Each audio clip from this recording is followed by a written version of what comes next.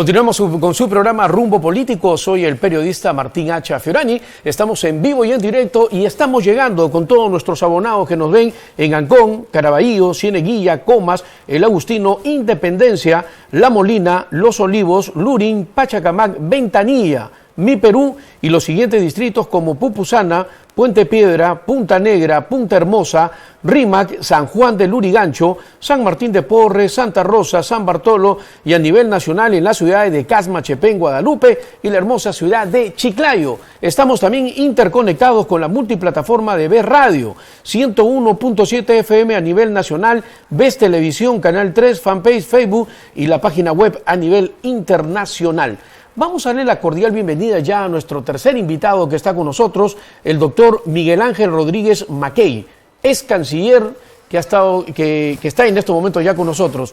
Miguel, ¿cómo estás? Muy buenos días, te saluda Martín H. Fiorani. ¿Cómo estás, Miguel? Sí, muy buen domingo, muchas gracias por la invitación.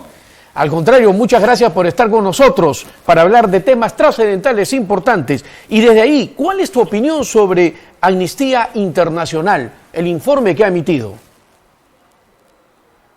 Bueno, comprenderás, Martín, que Amnistía Internacional tiene un importante reporte en un tema de derechos humanos. Claro que los informes que emiten, mitad son ciertos y mitad tienen una carga muy subjetiva, tenemos que decir.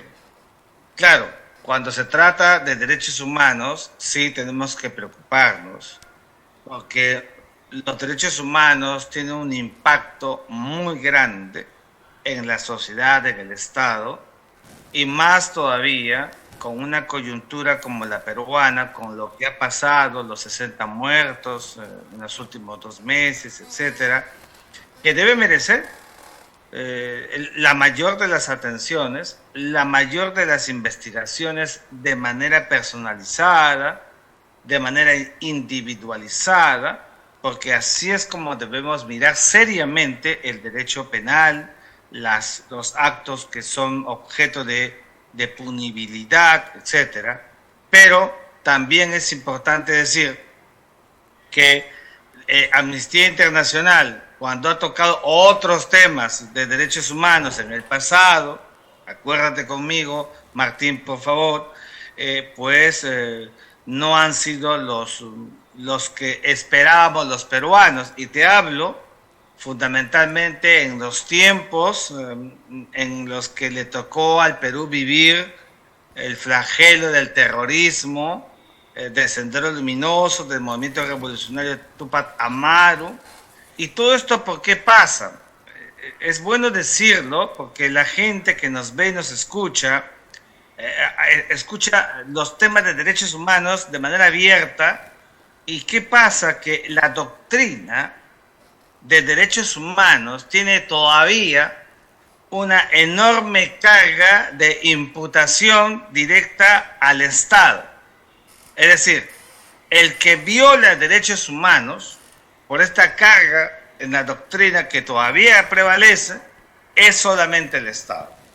Los demás, por más que también acometan en la misma dimensión con una carga de uso de fuerza, no cometen violación de derechos humanos. En otras palabras, en el pasado, Sendero Luminoso y el movimiento revolucionario Túpac Amaru, que volaron torres, que descuartizaron gente, que le cortaron las lenguas, que las mataban y las remataban, no violaban derechos humanos. Mira, ¿no? Esa corriente hoy continúa en el mundo penosamente. ¿Y por qué continúa? Porque frente a esa doctrina que dice que solamente el Estado viola derechos humanos, no ha habido una doctrina de equilibrio para, digamos, buscar entender que la violación de derechos humanos es erga omnes. ¿Qué significa eso? Que la violación de derechos humanos es por todos, pues todos son susceptibles de violar derechos humanos. Y eso no se entiende. Por eso es que tú ves en la Corte Interamericana de Derechos Humanos merced a informes de Amnistía Internacional, etcétera, ¿a quiénes ves? A policías, a militares, al Estado. Y los otros en una posición de víctima. ¿Ha sido así o no? A través de la historia de la participación de Amnistía Internacional, por hablar de ella en el fragor de tu pregunta. Efectivamente, lo que tú dices, Miguel, es cierto totalmente, ¿no? Entonces, tanto se habla de los derechos humanos, se habla y siempre, ¿no?, hay muchas ONG que están detrás de esto para poder coger los derechos humanos, ¿no?, para poder sacar provecho de algunas cosas, pero también hay algo que es y que preocupa bastante en estos momentos, es lo que ha pasado el día de ayer. Es terrible. En Juli, realmente en Puno, lo que sucede, quemaron la comisaría, inmediatamente las instalaciones del Poder Judicial. ¿Tú crees que ya se debería concretar el estado de sitio para poner fin a la convulsión social que se está viviendo en nuestro país? ¿Tú crees que la presidenta debería decir, ya, vamos a entrar a un estado de sitio en estos momentos en Puno? ¿Cuál es tu opinión? Mira, Martín, yo te agradezco una vez más la pregunta que me formulan ustedes, los periodistas, sobre quienes tengo un enorme respeto y gratitud por las invitaciones que siempre me formulan. Mira, no hay que declarar un estado de sitio, porque el estado de sitio no es una intensificación de medida. O sea, no es una medida más radical, más intensa, no. El estado de sitio, Martín, es un tema distinto. El estado de sitio se dicta, se establece, se declara cuando estamos frente a una guerra exterior. Pregunta, ¿existe guerra exterior? No hay guerra exterior. Tenemos que ir con la Constitución en la mano, Martín, ¿eh? Segundo, el estado de sitio se presenta cuando hay una guerra civil o inminente guerra civil. Lo que hemos visto ayer en Puno acomete, tipifica, lo podemos encuadrar como una guerra civil. Por supuesto que no. ¿Por qué? Porque si le damos el estatus a la circunstancia de combate de una guerra civil, entonces estamos hablando de que se hayan quemado en Juli, en Juli, etcétera, en Puno, entonces son combatientes, son una parte. Te das cuenta que no le podemos dar ese estatus que no merecen ni les corresponde. Entonces, no hablemos, a mi juicio, una vez más, lo digo de manera más respetuosa, en el sistema de las convencional nacional de guerra civil, ni mucho menos de declarar un estado de sitio. ¿A dónde tenemos que acometer? Al mismo estado de emergencia, solamente que efectuando un cambio de verdad y profundo. ¿En qué sentido, Martín? En que sean las Fuerzas Armadas las que tengan el control del orden social en el país. ¿Lo tiene actualmente? No lo tiene. El control lo tiene la Policía Nacional y las Fuerzas Armadas apoyan a ese control. Mira qué distinto. Yo estoy pidiendo hace buen tiempo que sea al revés y que sea conforme al espíritu de la Constitución, que dice que, Martín, durante un régimen de excepción, o sea, estado de emergencia o estado de sitio, en este caso estado de emergencia, ¿no es cierto?, las Fuerzas Armadas asumen el control del país y la policía coadyuva. Y aquí es al revés. Yo no sé por qué, por miedo, por estos temores de que puedan seguir llegando imputaciones a las autoridades. Por favor, cuando se gobierna, hay que asumir el rol que corresponde con pantalones, como corresponde, Martín. Entonces tiene que declararse que ese estado de emergencia ya debe estar en manos del control de las Fuerzas Armadas y la policía coadyuve, y no como hasta ahora, para realmente encontrar una salida al respeto de la convivencia social, porque se pierde el respeto a la autoridad policíaca, a la autoridad del serenazgo, y también, por supuesto, se pide respeto a las demás autoridades. Cuidado, lo que no puede perderse en el país, Martín, es el orden social. ¿Y cómo se pervive el orden social? Con el control que lo ejerce de manera coactiva las Fuerzas Armadas y la Policía Nacional. Efectivamente, Miguel, un orden que se tiene que dar hoy en día en nuestro país también, pero también existe un cargamontón que hablan muchos de varios presidentes, es contra el Perú. Pero prácticamente es un cargamontón que se ha dado de varios presidentes contra el Perú. ¿Cuáles son los intereses que se está jugando detrás de estos presidentes hoy en día? ¿Cuál es su afán de hacer este cargamontón? ¿Y por qué hemos tenido una Cancillería muy tibia, muy lenta? Si hubieras estado tú como canciller, ¿qué acciones hubieras tomado? Porque la Cancillería anterior ha demorado bastante tiempo en responder en este cargamontón que se sigue habiendo de varios presidentes. Mira, Martín, está claro que hay un bullying internacional, subregional, regional, hay un bullying contra la presidenta Boluarte, y esta estratagema internacional lo que busca es que ella caiga, es que se produzca la defenestración de la presidenta de la República, que lo es por la Constitución política y por una sucesión establecida en la Carta Magna. Y prima facie no deberíamos jamás permitir que las presiones políticas al más alto nivel internacional terminen haciendo la agenda interna del país. En segundo lugar, sí coincido contigo, no ha habido una reacción esperada por parte de la Cancillería, y yo coincido plenamente contigo, lo hemos venido diciendo, que hay que ser más agresivos en el sentido más puro de la palabra, de que tenemos que ser más dinámicos, es lo que quiero decir, en el sistema internacional, para que el mundo sepa lo que ha pasado en el país, para que nos volvamos más creíbles, para que la presidenta pudiera tener los niveles que corresponden. Se ha creado internamente la idea de que la presidenta no puede salir del país, está anclada, te imaginas, gravísimo error, como que si nosotros, los seres humanos, la sociedad, fuéramos esclavos de las leyes.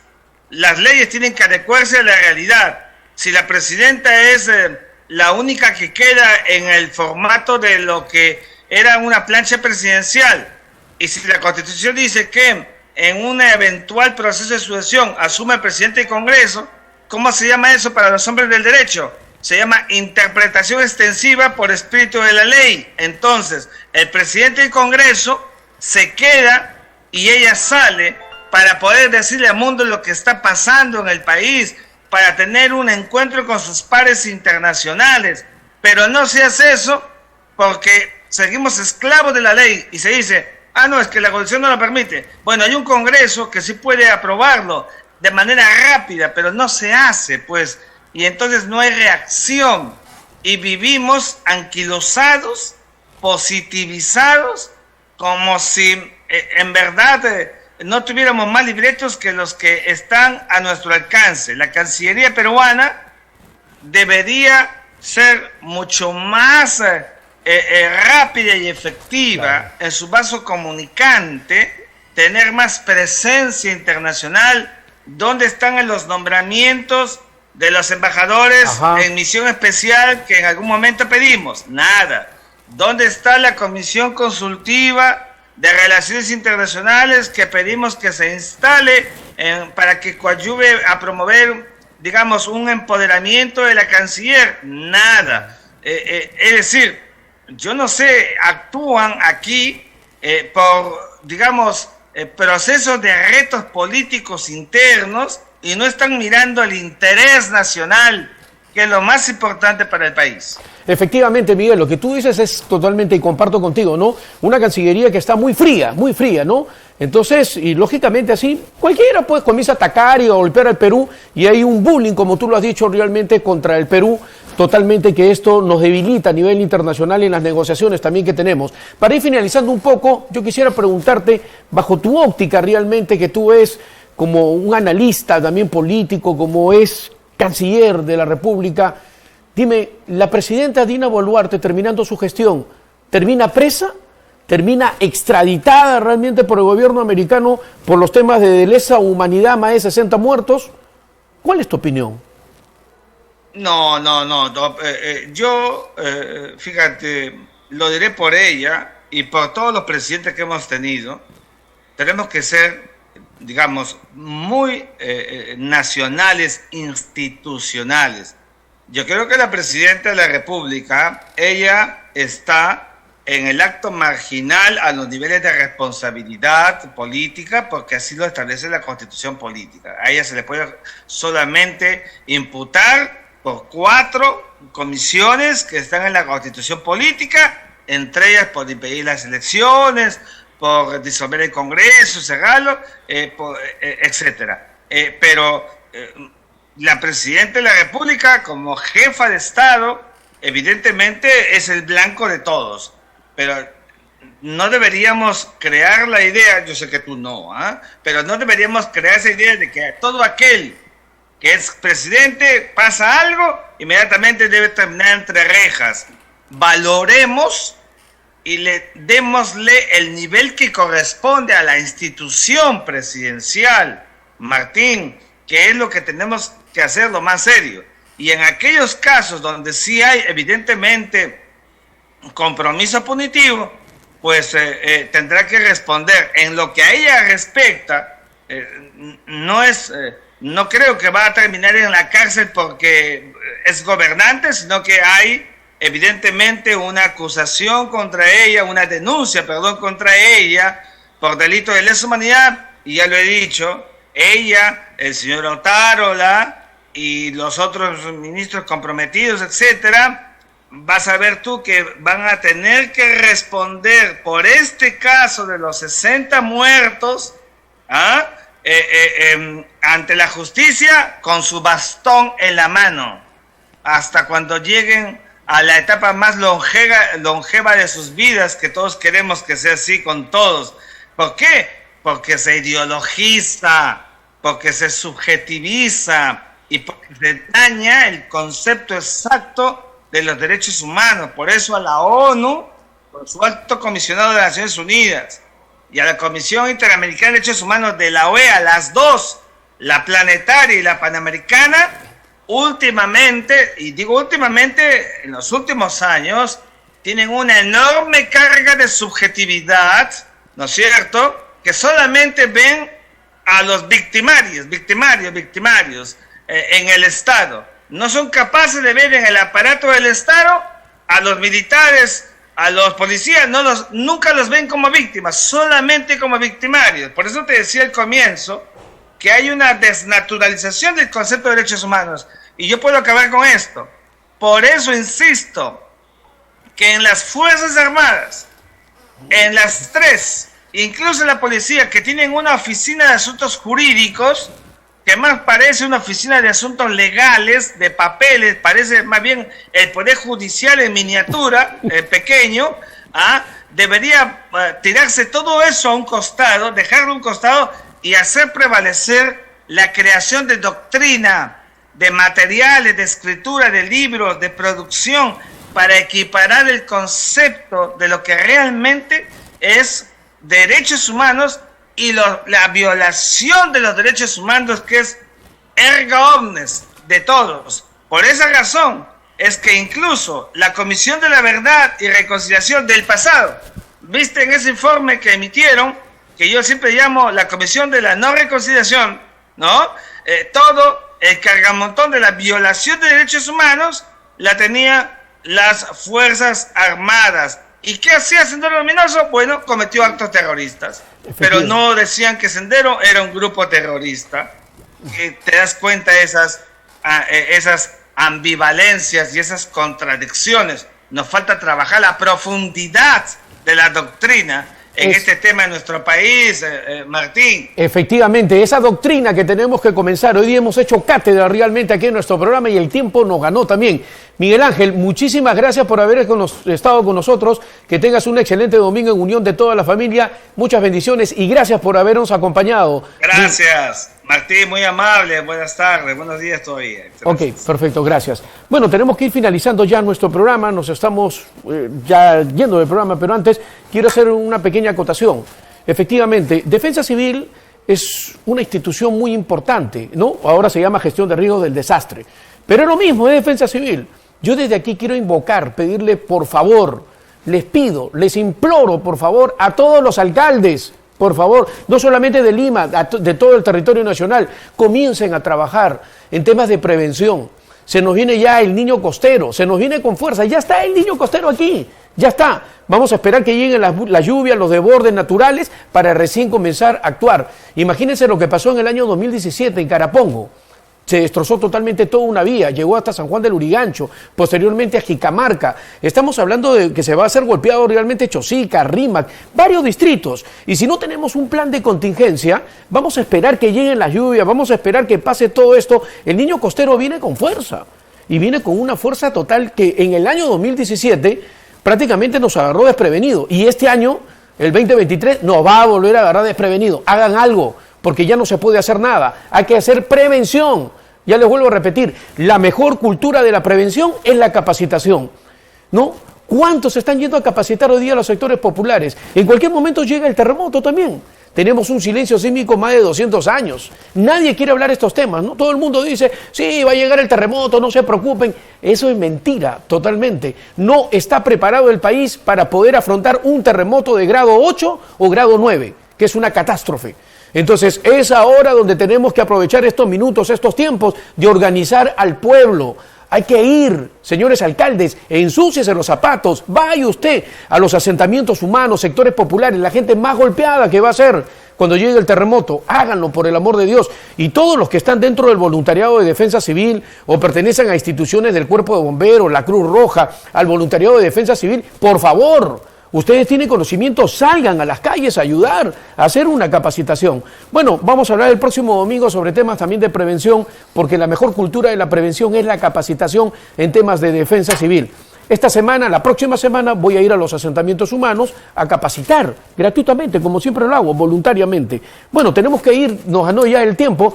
Quiero agradecer a todo el equipo de producción que ha estado con nosotros, especialmente a nuestro gerente general, el señor Demóstenes Terrones, a nuestra gerente administrativa, la señora Mabela Quispe, al señor Aquiles Guerrero, nuestro productor general de nuestro programa, y por supuesto a Oscar Román, también a Henry, a José, que de una u otra manera siempre están con nosotros. Todo un equipo de producción para nuestro programa Rumbo Político, que lo hacemos con mucho cariño todos los domingos a partir del horario estelar de las 11 de la mañana. No cambie de canal, quédese usted con Bets Televisión, que tiene una programación totalmente divertida. Antes de irme, por favor, no se olviden nuestros amigos abonados que usted, estando al día en sus pagos, realmente va a poder participar de toda nuestra programación, de todos los programas también que tenemos aquí. Hay que estar al día durante el mes de marzo para seguir disfrutando de nuestra programación y, lógicamente, de participar de todos los regalos que tenemos aquí en Best Televisión.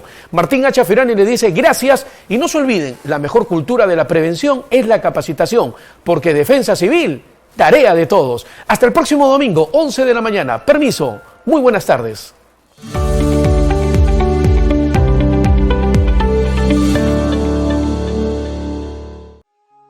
Estimado cliente, recuerde que los únicos bancos autorizados para realizar sus pagos son los siguientes: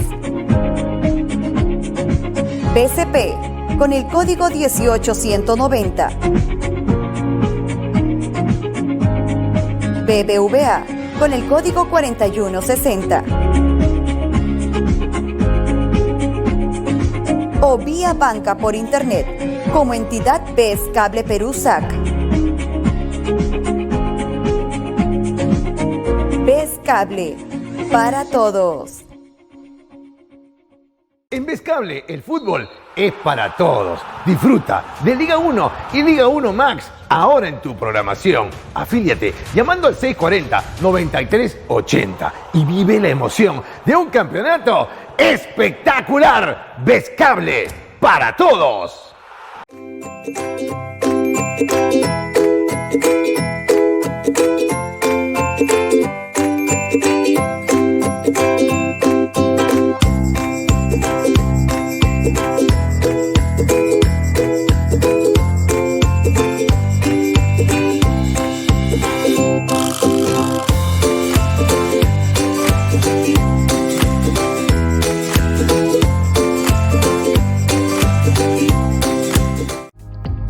¿Tienes una marca?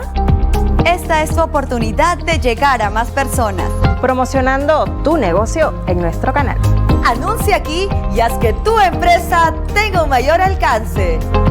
En Best TV tenemos los mejores precios. Comunícate con nosotros a través de contacto@bestproducciones.com.pe, al celular 924-492-967 o vía Instagram y Facebook como Best Producciones. Best TV, tu canal.